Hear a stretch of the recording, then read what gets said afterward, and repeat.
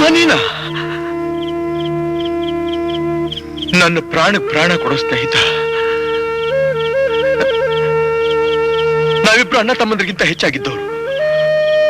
ಒಂದೇ ಬಟ್ಟಲ್ಲಿ ಗಂಜಿ ಕುಡಿದು ಕಷ್ಟ ಸುಖನ ಹಂಚಿಕೊಂಡು ಬೆಳೆದವರು.